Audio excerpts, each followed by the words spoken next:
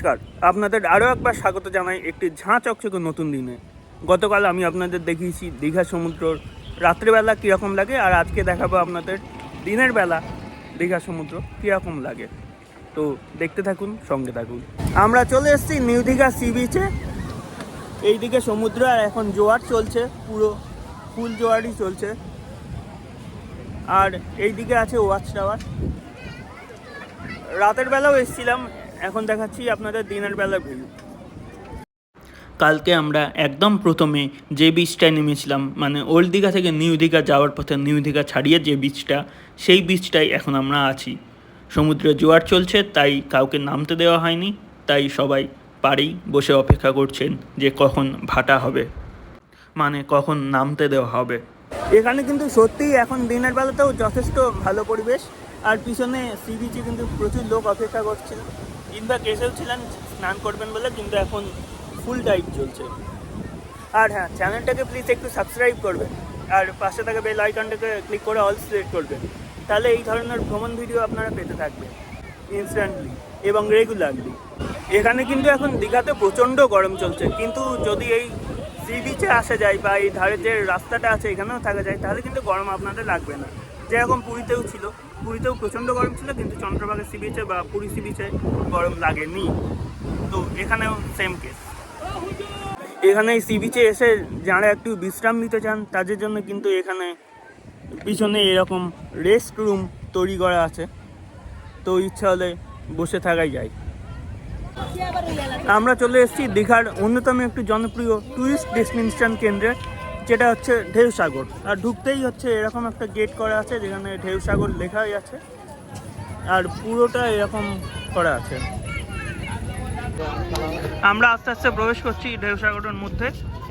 সামনে যে ডিজাইনগুলো করা আছে, মানে লাইটিং যেটা করা আছে, সেটা কিন্তু সত্যি দেখতে খুব সুন্দরই লাগছে। পর পর পর পর ঢুকতেই কিন্তু এরকম বেলুনগুলো রাখা আছে, যেখানে বাচ্চারা উঠে মজা নিতে পারে। আর আমরা যেদিক দিয়ে ঢুকলাম, যদি দেখাই, এখানে গেট করা আছে এরকম।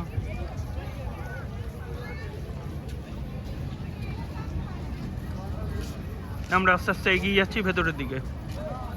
ঢেউসাগর পার্কের আসল যে দোকানপাটগুলো শুরু হচ্ছে বা দেখার জায়গা শুরু হচ্ছে, সেটা কিন্তু গেট থেকে অনেকটা এগিয়ে এসে তারপর এখানে কিন্তু প্রচুর মিউজিক বাজছিল নানান দোকানে, আর জায়গাটা পুরো উৎসব মুখরিত।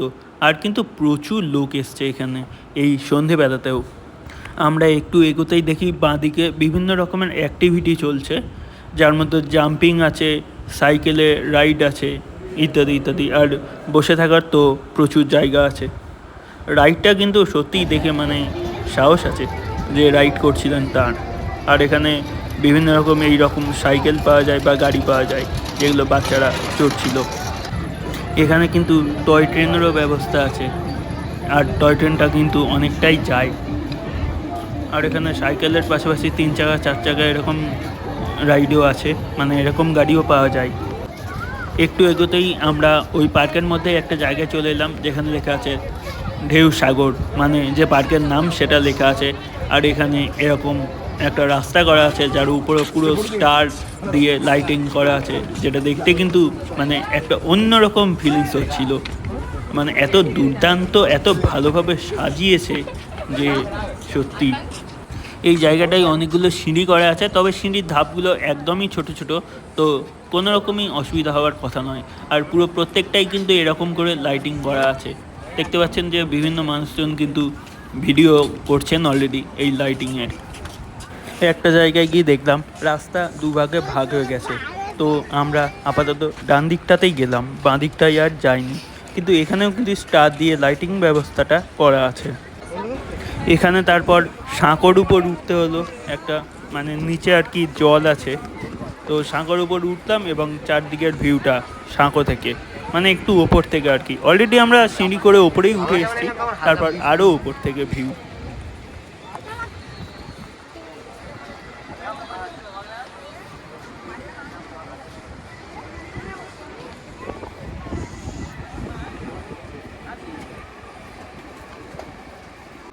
এই রাস্তাটা চলে গেছে, ওই সোজা। আর এই দিকে হচ্ছে সমুদ্র। যেহেতু এইদিকে সমুদ্র তাই প্রচণ্ড হাওয়া আছে এখানে, আর কিন্তু সমুদ্রের গর্জনা শোনা যাচ্ছে ভালোই। জানি না ক্যামেরায় কতটা উঠছে। আর এদিকে একটা জাহাজের মতো স্ট্রাকচার করা আছে। আমরা এখন আছি নবনির্মিত ঢেউসাগর পার্কে। আর এইদিকে কিছু খাবারের দোকান আছে। আর আমরা আসলাম এই দিক দিয়ে, এইদিকে রাস্তা করা আছে, এই দিক দিয়ে পুরোটা আমরা এসে, রাস্তাটা যদি ওই দিক দিয়ে চলে গেছে, তবু আমরা এখানে নেমে গেলাম। এখন সামনের দিকে যাচ্ছি, আর ওই দিকে হচ্ছে পুরো সমুদ্র, বে অফ বেঙ্গলটা আছে। অ্যাকচুয়ালি এটা বে অফ বেঙ্গলের ধারেই আছে করা। আর জাহাজের স্ট্রাকচারটা এদিকে আছে, জাস্ট এটা শেষ হচ্ছে, আর ওইদিকে কিন্তু সমুদ্র। এই ঢেউসাগরের একটু ওই দিকে চলে গেলেই কিন্তু হয়ে যাচ্ছে পশ্চিমবঙ্গের সীমানা, শুরু হচ্ছে উড়িষ্যা, এবং ফেমাস বিচ উদয়পুর কিন্তু এইদিকে অবস্থিত। রাতের বেলা বলে ভিউটা আসছে না, দেখা যাচ্ছে না, কিন্তু দিনের বেলা একটা অসাম ভিউ পাওয়া যায়। অ্যাকচুয়ালি আমাদের কিন্তু দিনের বেলায় আসারই পরিকল্পনা ছিল, তো কিছু লেট হয়ে গেছে একটু আসতে। এই পার্কটা খোলা থাকে সকাল 10টা থেকে রাত 9:30 পর্যন্ত প্রতিদিন। এই নবনির্মিত ঢেউসাগর পার্কে কিন্তু আজকে প্রচুর লোক এসছেন এই সন্ধেবেলাতেও। আর আমরা আস্তে আস্তে এই জাহাজটার কাছে যাচ্ছি। জাহাজটার কাছে যাচ্ছি, পুরোটা কিন্তু এরকম ঝাউবন আছে, আর এদিকে রেস্টুরেন্টগুলো রয়েছে, সব খাবার জায়গা। তো এখানে একটা গ্যাপ আছে, আমি এই গ্যাপটা দিয়ে একটু পেরিয়ে যাই। এই গ্যাপটা দিয়ে পেরিয়ে গেলাম, এবং তারপর সেই এই জিনিসটা এখানে কিন্তু নিচে এরকম মাছ আছে, আর এখানেও পুরো রং দিয়ে কিন্তু মানে লাইটিং দিয়ে অসাম করে রাখা যায় জিনিসটাকে। জাহাজ সেই আগেকার দিনের যেরকম জাহাজগুলো হয়, পালতোলা জাহাজ, একদম কিন্তু সেরকমই স্ট্রাকচার।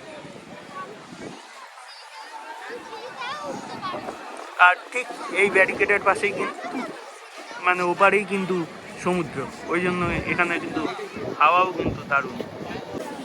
আমরা একদম সমুদ্রের পাশে চলে এসেছি। এখানে কিন্তু ব্যারিকেড দেওয়া আছে, অর্থাৎ এই দিকটা হচ্ছে ঢেউসাগর, ব্যারিকেডে ওই পারে কিন্তু নয়। ওই পারে একটা রাস্তা আছে হাঁটার, এবং তারপরেই কিন্তু সমুদ্রের কিন্তু গর্জনও শোনা যাচ্ছে দারুণ। আমরা এই পালতোলার জাহাজটার পাশ দিয়ে এলাম, এবার এই দিক দিয়ে নামছি। এদিকে বিশ্ব বাংলার একটা লোগো করা আছে, আর এরকম দাঁড়ানো বা বসার এরকম বেদি করা আছে, আর চারদিকটা প্রচুর আলো দেওয়া আছে জায়গাটায়। আমরা ওই উপর দিয়ে রাস্তা দিয়ে হাঁটতে হাঁটতে এই পালতোলা জাহাজটার পাশ দিয়ে এদিক দিয়ে আসলাম। এটা একটা বিশ্ব বাংলার লোগো দেওয়া আছে এখানে।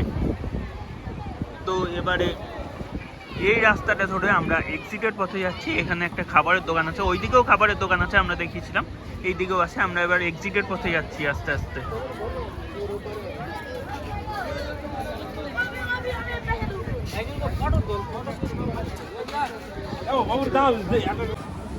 পিছনে দেখা যাচ্ছে ঝাউবন।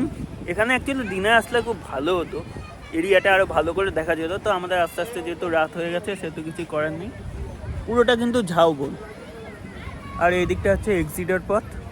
তো আমরা আস্তে আস্তে সেই দিকেই যাচ্ছি।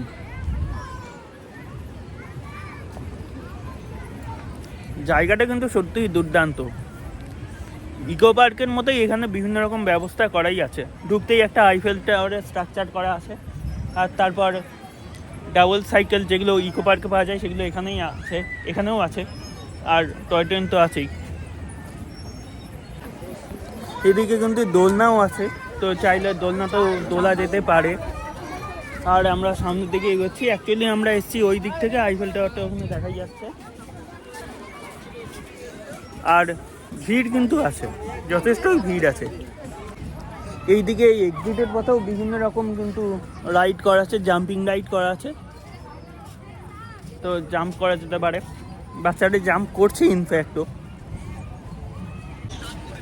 এখানে অ্যাকচুয়ালি পুরো পথটা গোল, তো আমরা ঠিক উঠেছিলাম হচ্ছে এই দিক দিয়ে আমরা উঠেছিলাম, পুরোটা ঘুরে এসে আবার আমরা এই দিক দিয়ে আসছি, একই পথে এক্সিট। এটা এক্সিটের পথ, ওটা এন্ট্রির পথ।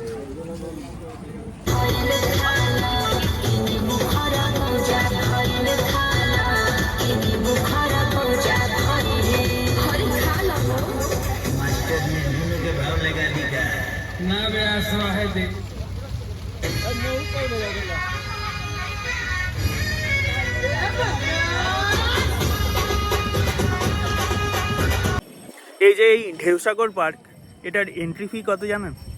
এন্ট্রি ফি হচ্ছে মাত্র 10 টাকা প্রতিজন, মানে 10 রুপিস পার পার্সনে আপনি এত বড় পার্কটাকে এক্সপ্লোর করতে পারবেন।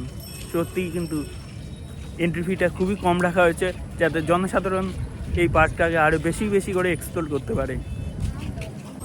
এবার আমরা এই ঢেউসাগর পার্ক থেকে বেরিয়ে যাচ্ছি আস্তে আস্তে। এটা হচ্ছে এক্সিট।